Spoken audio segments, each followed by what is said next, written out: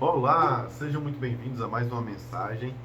Hoje nós vamos estar trabalhando com o livro de Êxodo, ainda na série Trindade, onde a gente pode trabalhar, três níveis de interpretação da palavra do Senhor, da Bíblia. E nesses três níveis, a gente tem denominado aqui, a respeito, referente, bem como o caráter de Deus, Trino, Deus Pai, Filho e Espírito Santo. Assim como nós, corpo, alma e espírito, a palavra também tem três níveis de profundidade de interpretação, que é o literal, o pessoal e o espiritual, o profético, ok? Ah, e a gente usa também uma simbologia aqui nessa série, para você que está chegando agora, que são níveis de aprofundamento, níveis de intimidade com as águas. Então, quando a gente começa a entrar nas águas, primeiro a água dá no tornozelo, depois na cintura, e então a gente mergulha. Então, o primeiro capítulo do livro de Êxodo, Êxodo é o segundo livro da Bíblia, logo após Gênesis, e esse nome já é, de certa forma, um spoiler, né? Ele já meio que conta um pouco do que vai ser a história. Êxodo significa saída, né? Então, o Êxodo é o povo de Israel que mais dia menos dia vai sair do Egito. Mas o que acontece? O povo de Israel, descendência, de Jacó, Israel, descendência de José, os irmãos de José também, os filhos, que foram para o Egito no período de escassez, como a gente viu nas lições, nas lives, nos vídeos anteriores, nas mensagens anteriores. Então todo mundo foi para o Egito e se estabeleceu ali. Mas o livro de Êxodo já começa dizendo o seguinte: o povo de Israel cresceu de sobremaneira, prosperava e multiplicava muito. E aí o povo do Egito começou a ficar cismado com aquela situação, porque olha, o povo de Israel, que é estrangeiro em nossa terra, já é maioria. A gente tem que cuidar de oprimir bem eles, porque se eles, num momento de uma guerra, eles podem se juntar com nossos inimigos e tomarem conta de tudo. Então, assim, é uma situação muito delicada, é melhor a gente oprimir eles. E aí também levanta um novo líder, um novo faraó ali, um novo governo sobre o Egito, que não conhece a José, nem a família, não tem nenhum apego, e começa a oprimir muito o povo de Israel ali, diz que coloca feitores sobre eles, não começa a tratar realmente como escravos e com chicotadas, e com opressão, e com trabalho excessivo. Mas a palavra também vai dizer que quanto mais faziam isso contra o povo de Israel, mais o povo se multiplicava, certo? Tem um versículo aqui que é muito interessante, que falava assim, ó: então puseram feitores, assim os israelitas edificavam para faraó as cidades. Todavia, versículo 12 do capítulo 1 de Êxodo: todavia, quanto mais os egípcios afligiam o povo de Israel, mais este se multiplicava e se espalhava, de maneira que os egípcios se inquietavam por causa dos filhos de Israel, e os fazia servir com dureza. Então perceba, quanto mais afligia, mais o povo multiplicava. Não tinha um jeito de conter isso. E isso deixava eles ainda mais irritados e queriam afligir ainda mais. E era um ciclo sem fim. Percebe? Só que aí o que acontece? Eles têm uma ideia terrível aqui, de o faraó chama as parteiras e fala assim, as parteiras das hebreias, do povo hebreu, do povo de Israel. Então, se você, quando for fazer o parto, vê que é menino, você mata, tá? Se for menina, se for filha, pode deixar, mas se for filho, é para matar. Porque isso era uma forma de destruir geração, Você deixa de passar a identidade com o homem. A mulher, ela era tomada para si, ela não levava descendência para a nação ou para o marido, mas o homem sempre passou essa coisa geracional. Então, o nome, a nação, o legado, ele é masculino, ele é patriarcal, ok? Então, se for mulher, pode deixar viver. Agora, se for homem, tem que matar, para que esse povo não domine, para que esse povo não multiplique, para que esse povo não tenha força de guerra, tá? Então, no máximo vai ser fêmeas multiplicando que a gente vai dominar. Uma visão perversa, mas era a visão egípcia na época, Então, o rei chamou as parteiras e fez isso. Contudo, as parteiras não fez o que o faraó pediu. Elas temeram a Deus e falou: quem somos nós para matar meninos? Deus não nos permite esse mal. Não fizeram. E aí, o faraó, descobrindo que os filhos não estavam sendo mortos, chamou as parteiras e falou: como é que vocês fazem um absurdo desse? Como é que eu mando vocês matarem e vocês deixam eles vivos? E aí elas usaram uma desculpa um tanto mentira ali, né? Falaram assim: não, é porque as hebreias são muito fortes, não é igual o povo aqui do Egito e tal. Então, quando elas estão para parir, elas parem antes da gente chegar. E aí, quando chega, não tem como pegar o menino mais e tal. E aí, Faraó fica muito irritado com aquilo, mas não tem muito o que fazer. E aí ele diz o seguinte aqui, ó. Portanto, assim, são vigorosas. Então ordenou Faraó, último versículo 22, então ordenou Faraó a todo o povo, a todos os filhos que nascerem hebreus, lançais no Nilo, mas todas as filhas deixareis viver. Ou seja, já que as parteiras não fizeram isso, agora eu estou avisando todo mundo. Vizinho, amigo, colega, quem souber que nasceu o menino tem que jogar no Nilo. Você tem que dar fim, tem que dar morte. Senão vai ser caçado, senão vai ser opresso, senão vai ser oprimido, enfim. Então, um detalhe interessante, as parteiras foram abençoadas, tá? As parteiras, elas negaram fazer o que Faraó queria por temor a Deus. E elas foram abençoadas por Deus. E Deus, inclusive, permitiu que elas concebessem, que elas tivessem família e que florescessem, né, digamos assim. Então, perceba que essa história já mostra uma virada de jogo. Porque até então, ir para o Egito tinha sido uma conquista do povo de José. Num período de escassez, num período de fome, foi para o Egito, que era a terra que tinha abundância. Só que as reviravoltas e as faltas e a escassez fez com que esse povo se escravizasse e se tornasse escravo no Egito. E quando multiplicando, e quando crescendo, e quando prosperando, o Egito agora quer oprimir de sobremaneira para que não venha deixar esse povo crescer, tá? Então essa é a história literal. É como se eu tivesse lido o primeiro capítulo para vocês.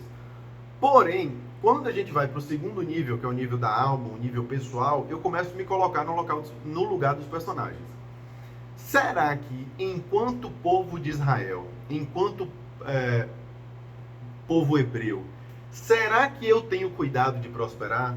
Será que eu tenho tido cuidado de multiplicar, de levar a palavra, de crescer a minha família, de abençoar pessoas com a minha família? Será que eu tenho tido a conduta de próspero, de prosperidade, de levar adiante, de multiplicar, de pegar uma empresa e fazer crescer, de pegar um negócio e fazer expandir? Que é isso que o povo de Israel fazia. Será que às vezes eu não tenho a conduta de egípcios por medo da vitória do outro? Eu perco até o foco do que eu estou fazendo para poder minguar, diminuir, oprimir aquele que está à minha volta? Porque as pessoas que não conseguem crescer ou que não conseguem focar no seu próprio crescimento, com muita facilidade elas vão direcionar o foco em destruir o outro. Já que eu não sei construir, então quem está construindo eu vou derrubar. Será que às vezes a gente não tem tido essa conduta, seja através de palavras, através de pensamentos, através de atitudes, seja no âmbito familiar, do trabalho, ou escolar, o que quer que seja? Percebe? Então isso é interessante para a gente ir se criticando. Será que enquanto povo de Israel, mesmo em meio às aflições, mesmo em meio às opressões, eu tenho mantido a conduta de quem cresce? Porque observe que o povo de Israel não revida, né, pelo menos não tem relato aqui de guerra, de rebelião. Não, estou sendo opresso? Pois eu vou prosperar mais ainda, pois eu vou multiplicar mais ainda. Perceba? Então, será que a gente tem tido essa conduta também? Existe um ditado que diz que soldado mandado não tem crime. Será que as parteiras, se executassem aquilo que Faraó mandou, essas vidas não sobrecairiam sobre ela? O preço do sangue dessas crianças, Deus não cobraria delas? Será mesmo que soldado mandado não tem crime? Até que ponto? Porque as parteiras foram mandadas e elas desobedeceram a ordem direta.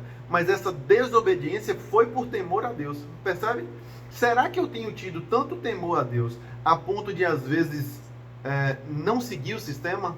Ou não seguir aquilo que sou ordenado por temor a Deus, por obediência a Deus? Percebe que essas parteiras foram honradas e abençoadas por Deus.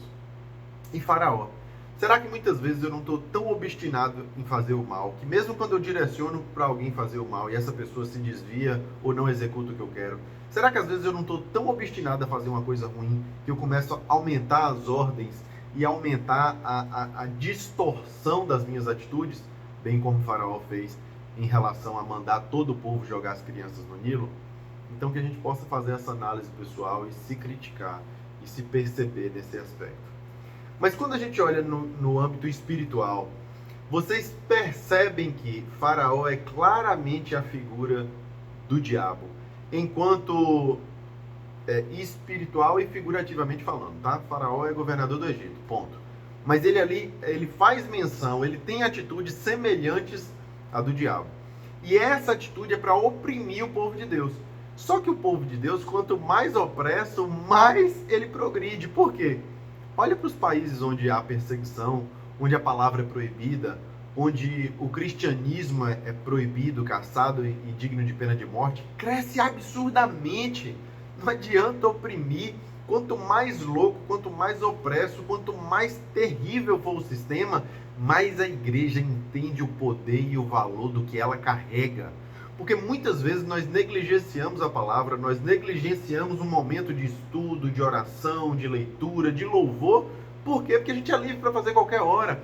Quem pode fazer qualquer hora, deixa para qualquer hora e acaba não fazendo hora nenhuma. Mas uma pessoa que só pode fazer determinada hora porque a guarda está dormindo, ou porque os policiais não estão rodando na rua, ou porque, sei lá, os locais ali, os que não são estrangeiros, estão dispersos. Se aquele é o único horário, a pessoa mergulha na palavra, mergulha na oração, mergulha na evangelização. Por quê? Porque ela só tem aquele trecho, só tem aquela possibilidade, só tem aquele escape. Então, à medida que o povo de Deus é opresso, muito mais cresce o povo de Deus. Quanto mais você tenta encurralar aqueles que carregam o Espírito Santo, a palavra de Deus, as promessas de Deus, mais essas pessoas vão ser ativadas, porque elas falam, tá vendo? O que eu tenho é tão importante que não estão querendo me deixar crescer, que não estão querendo me deixar avançar. Mas eles não vão contra os egípcios, eles continuam prosperando e dão um jeito de fazer isso ainda mais e ainda melhor. Essa tem que ser a visão espiritual da igreja, percebe?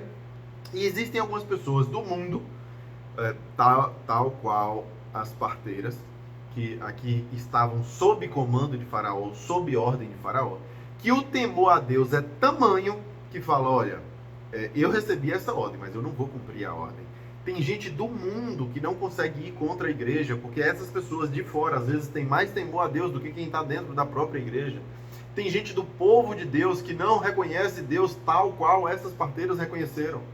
Então, a visão espiritual é que a gente não faça juízo de quem não está diretamente parindo ou vivendo apenas pelo povo e para o povo. Tem pessoas que estão recebendo ordens do Egito, desse mundo, e não consegue pôr em prática exatamente pelo temor a Deus.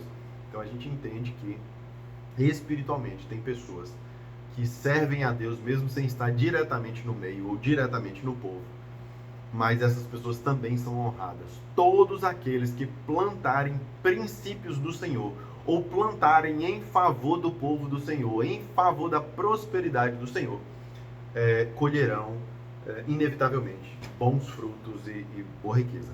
Tem só um último detalhe que eu queria explorar aqui, que fala que eles trabalhavam com tijolos.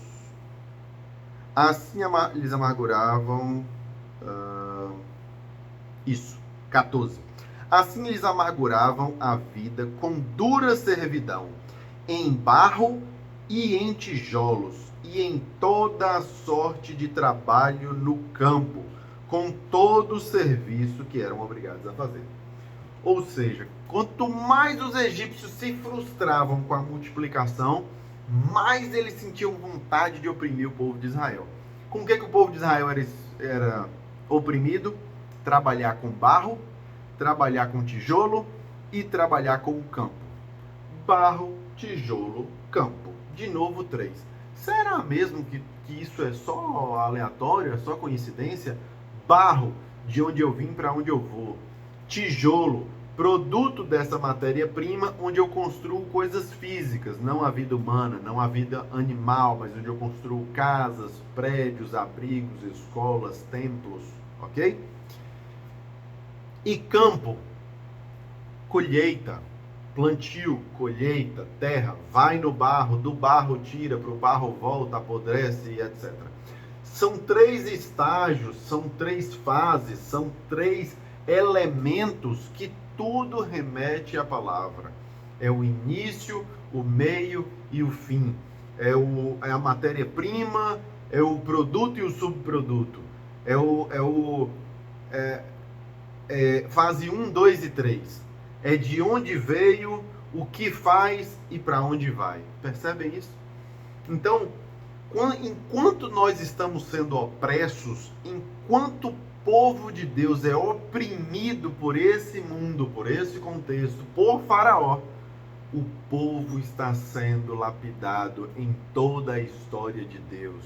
Deus está forjando em nós caráter, entendimento do que nós somos, do que nós podemos construir e do que colheremos, do que virá a ser. O campo é céu, o campo é Éden, o campo é jardim, o campo é harmonia com a natureza. Então nós viemos do barro, estamos construindo e vamos para uma coisa que está muito além da nossa construção, que é o florescer, que é o frutificar, que é a partir de Deus. Então, que a gente possa ter compreensão disso, dos níveis de interpretação da palavra e o quão profética ela é. Minha vontade, quem sabe em vida eu ainda faça isso, seria capítulo por capítulo ler exatamente as 3 esferas, os 3 níveis de interpretação.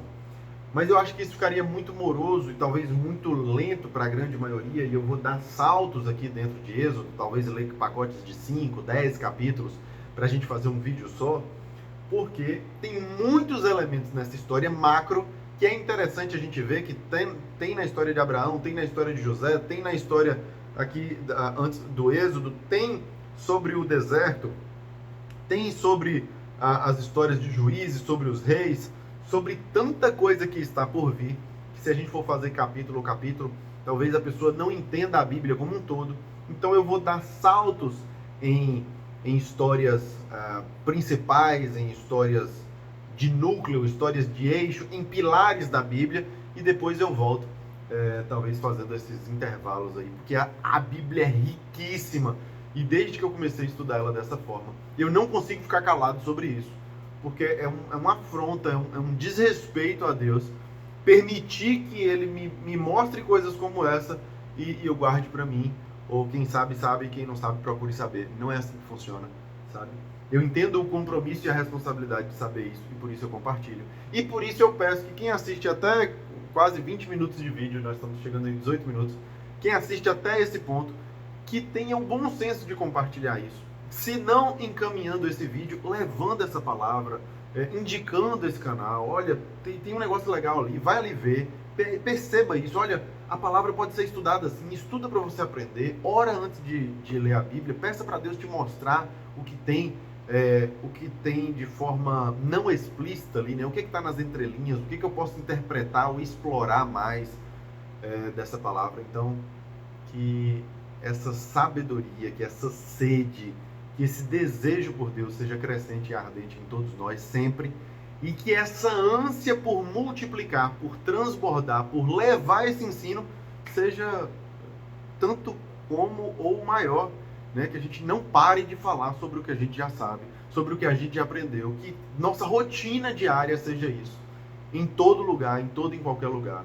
O mundo anseia por Deus, o povo precisa de palavra. Tem muita gente que sabe que precisa e nem consegue ter acesso, e tem outras que nem sequer se dão conta da necessidade que tem. Então, em nome de Jesus, leve essa palavra adiante. Abençoe vidas, abençoe famílias. Curta, comente. Se você não é inscrito, se inscreva. Deus abençoe seu dia. Até a próxima mensagem.